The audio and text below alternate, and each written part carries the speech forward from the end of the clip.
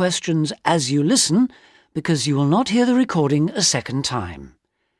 Listen carefully and answer questions 1 and 2.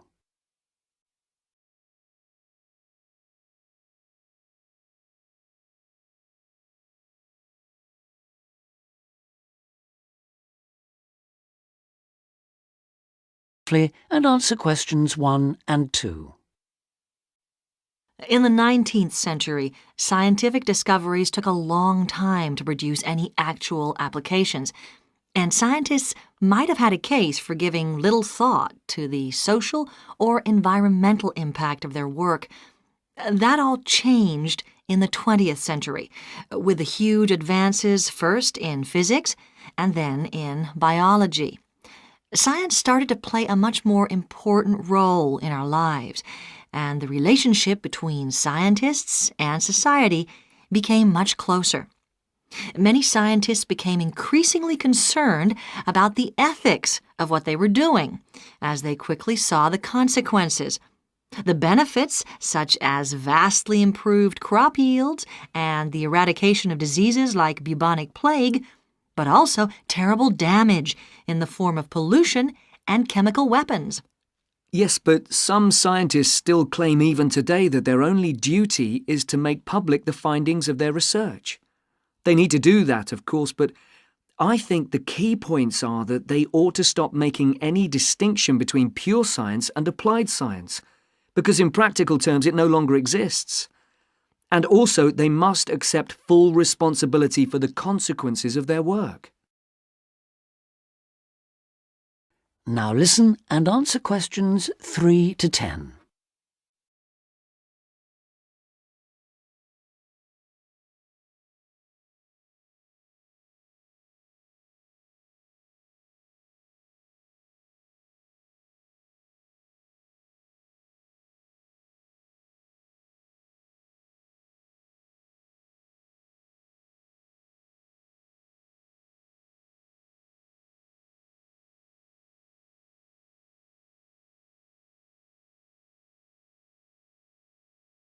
Now listen and answer questions 3 to 10. Let's explore that last point a little further. How can scientists put that responsibility into practice? By educating the public, particularly through the media and at the workplace. Another thing they must do is advise on what might one day go wrong as a result of what they're coming up with now. That seems essential. And just as importantly, if and when things do go wrong, they need to sort them out, especially where the fault lies with the original research. How do you feel about the international role of scientists, given that their work crosses frontiers so readily? I think it gives them, or at least should give them, a global view. In this respect, some of them are better placed than many politicians to see how new discoveries are likely to affect particular parts of the world. But will the politicians listen? Probably not. But I'm not suggesting getting involved with politics or politicians. Much better to raise the public's awareness of scientific issues so they can put the pressure on at election time. There's a problem here, though, isn't there, with the way the public sees scientists. They're all either mad or bad. That's something they need to work on, definitely. To regain public trust, they'll have to show they're accountable, and that science is about improving people's lives. That may not be so easy. What do you think are the areas in science that really worry people these days? Science in agriculture, above all. There's been all this media hysteria about Frankenstein foods, but there is a genuine issue here. Whether adding specific genes to plants is a valid way of increasing food production, or whether it risks the appearance of new diseases, of superweeds and pests. Which links it to another controversy, using chemicals to control pests. And that's something else that was at first thought to be harmless, but we now know that the careless spraying of crops has led to all kinds of health problems for people. Plus a devastating loss of biodiversity, with huge numbers of insects, birds and mammals simply disappearing from the countryside, fish dying in poisoned rivers and so on. And of course, if we're talking about death on a massive scale, then we have to mention the role of science in enabling the military to wage chemical and biological and nuclear warfare, which has destroyed life in so many parts of the world. Okay, I think we've identified some major topics there. There's something I'd like to add, if I may.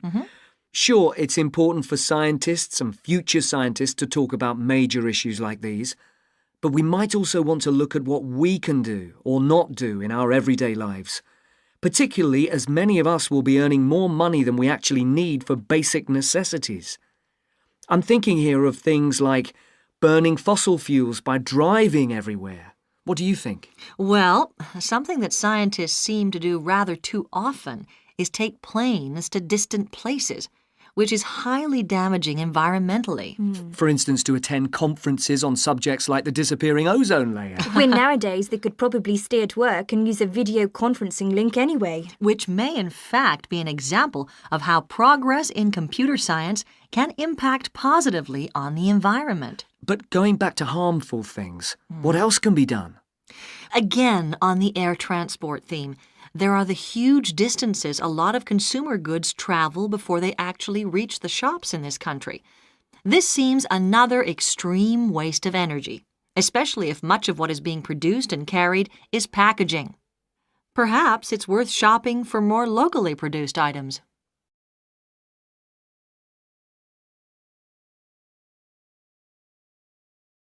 That is the end of part 1. You now have half a minute to check your answers.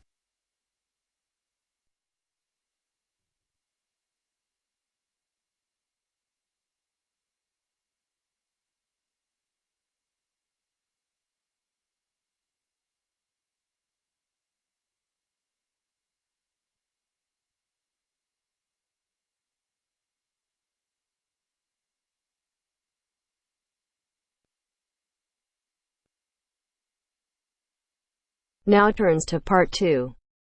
Part 2. First, you have some time to look at questions 11 to 17.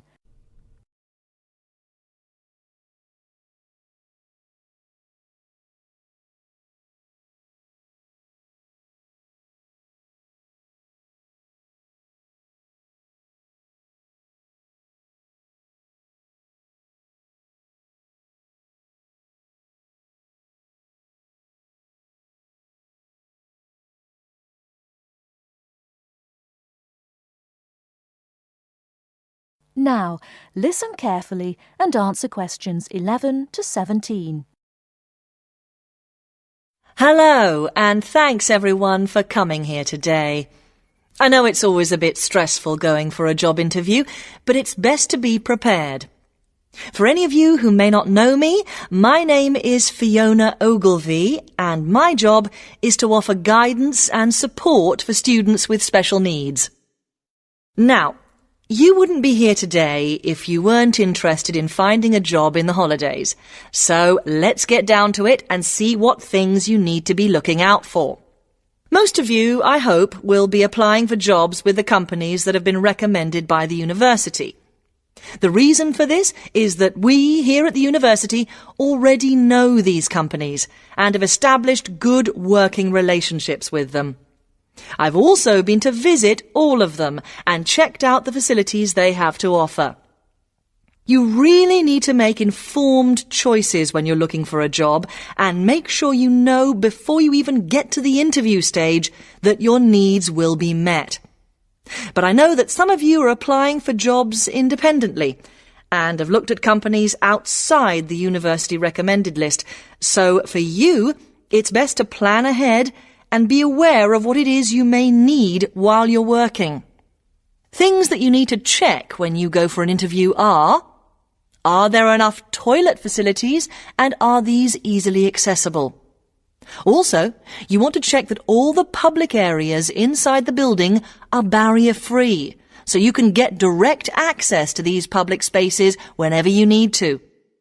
And ask about ramps into the building, so you know how many there are and where they are located. These kinds of things are so much more difficult to sort out when you've started work, as they take time. But ramps are an absolute must, so please make sure you know where they are. Another thing you must make sure of is that the lifts have the correct lowered control panels.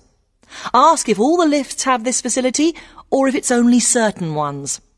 Now, something I think that is often overlooked is working hours. What you want to make sure of is that you get flexi time. This basically means that your working hours are flexible and you can clock on and clock off in times that suit you. Within reason, of course. Most companies do recognise that it takes much longer for someone in a wheelchair to get on and off buses and trains. Public transport can take that much longer, so you need to be organised and prepared. And for those of you lucky enough to own a car, check how many disability parking spaces are available. Remember that it's your right to have a disabled parking space. These also need to be near enough to a wheelchair-accessible entrance or ramp. OK, are there any questions before we move on? Before you hear the rest of the talk, you have some time to look at questions 18 to 20.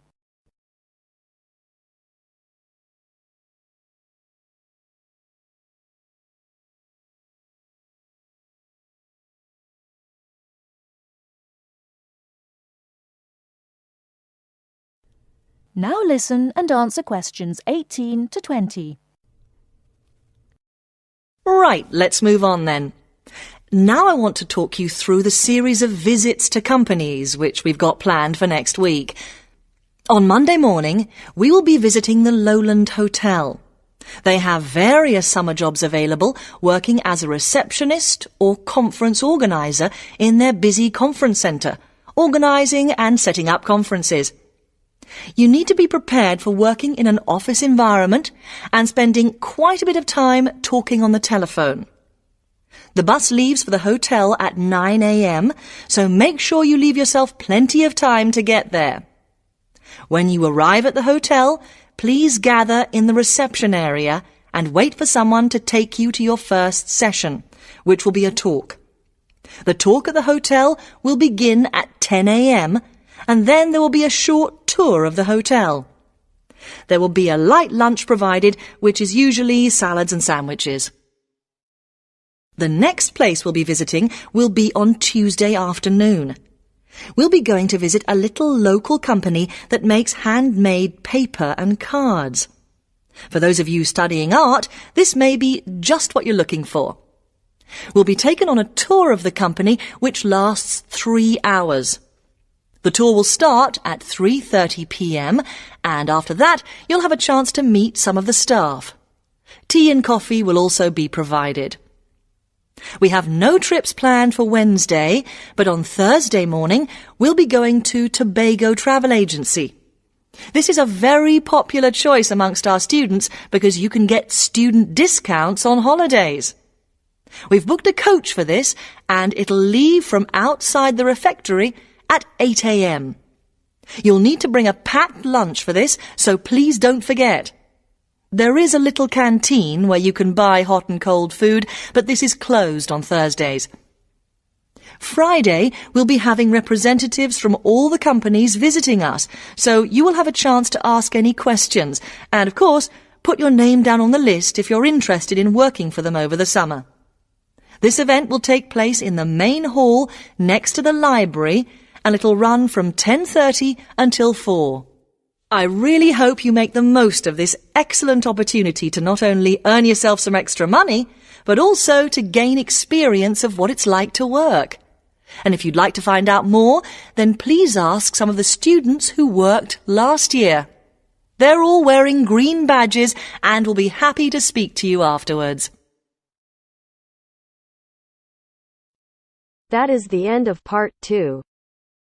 You now have half a minute to check your answers.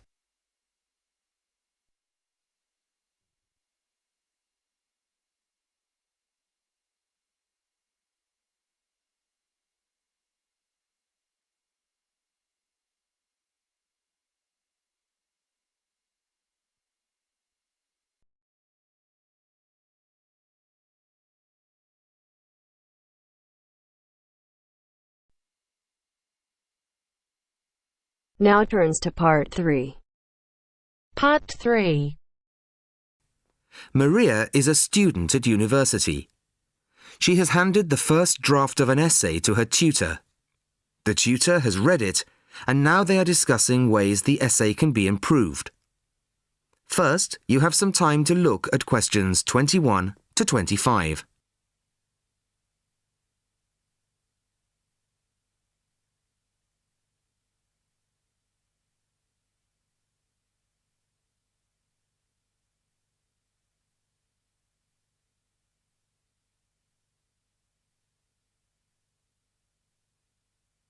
Listen carefully to the first part of the conversation and answer questions 21 to 25. Well, Maria, I have to say I was quite impressed by your essay. It's a big improvement on the last one. Really? I'm glad. I put a lot more work into this one. I really spent ages on it. And it shows. You've addressed most of the problems I pointed out last time. In particular, the style and language are much more appropriate for an academic essay. So that aspect is okay? Absolutely. If you carry on like this, you shouldn't have any significant problems in that department. That's a relief. I've been quite worried about that, although I've been reading a lot of other essays to try to get the right style. Well, I'd say you've been successful. There are just one or two minor things you could look at. Your punctuation's quite basic. It's really just full stops and commas. And parentheses. Brackets? Yes, brackets if you prefer. In academic writing, these are best used only occasionally, if at all. You use them rather too often. Okay, I see. And I'm sorry to mention it, but your spelling. I know. But I'm working on a foreign computer. The spell checker doesn't work for English. Are you sure? Have you tried changing the setting to English? No, I haven't. Well, I should see if that's possible. I haven't marked you down this time, but, well, some of my colleagues are a bit old-fashioned about spelling. I'd try to get that sorted out if I were you. Okay, I understand. I'll try to change the setting. Before you hear the rest of the conversation, you have some time to look at questions 26 to 30.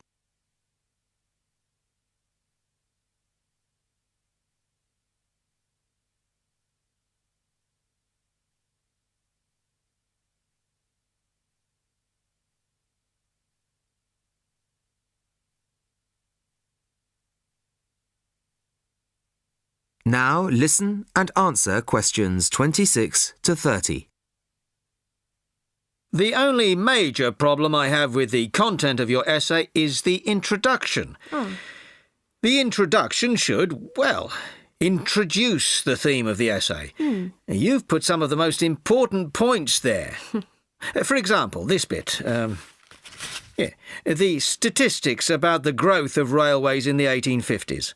That really should go in the main body of the essay. And so should this paragraph about changes in patterns of employment. In general, I'd say your introductory section should be no more than half as long as it is at the moment. Okay. And I should move those points forward? Precisely. And going back to the railways, they're one of the most significant factors for change in this period. But apart from those statistics in the introduction, you only briefly mention them.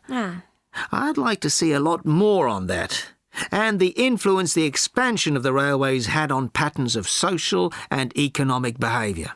You mean how with the railways people could travel to find work and could meet people from other areas? Exactly.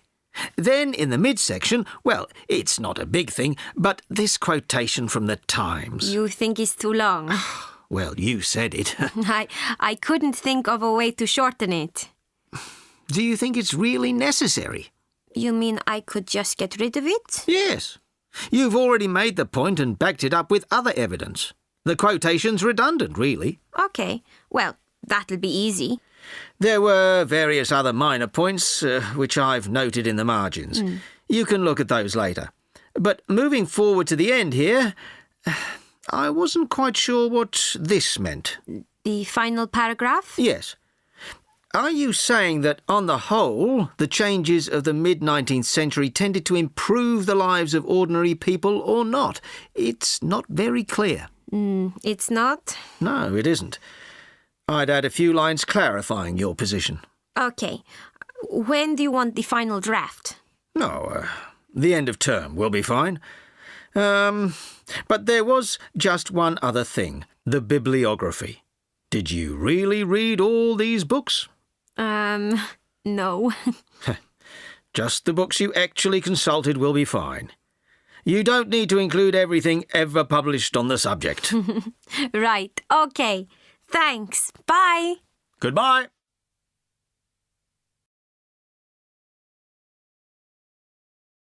That is the end of part 3. You now have half a minute to check your answers.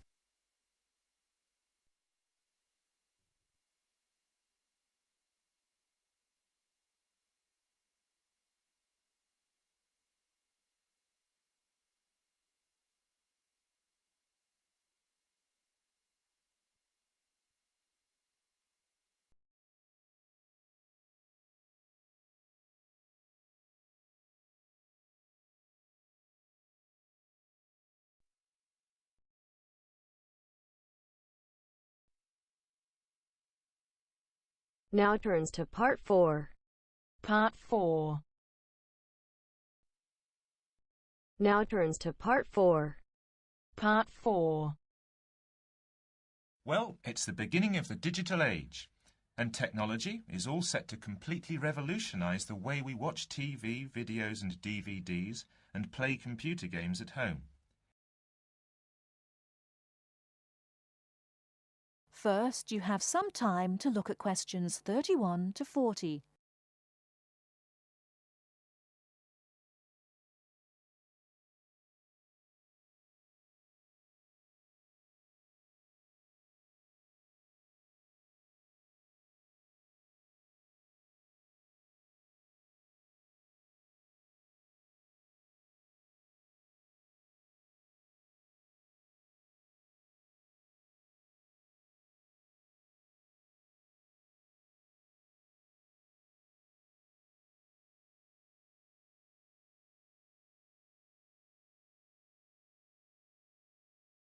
Now listen carefully and answer questions 31 to 40.